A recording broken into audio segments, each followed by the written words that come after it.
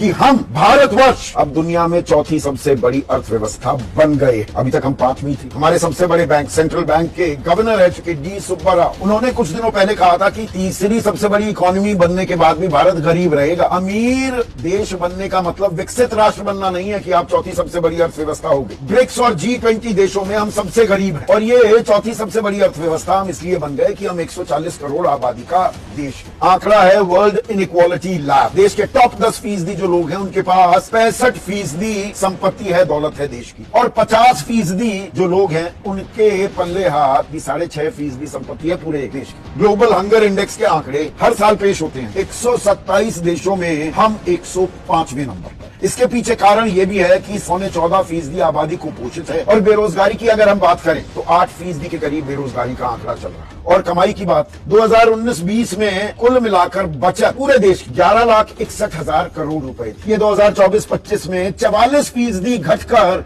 6,52,000 करोड़ पर रह गई। क्या नौबत वहां तक आ गई। 220 लाख करोड़ रुपए का कर्ज केंद्र सरकार पर भी हो गया है। राज्य सरकारों का तो the less said the better. तो जब अच्छी खबर आती है तो उसके साथ ये भी तो देखना होगा हम दरअसल किधर जा रहे हैं। रुपए की सेहत को अर्थव्यवस्था की सेहत से जोड़कर आंका जाता था, नापा जाता था। आज की तारीख में 86.5 रुपए तो $1 हमारा रुपया चला गया।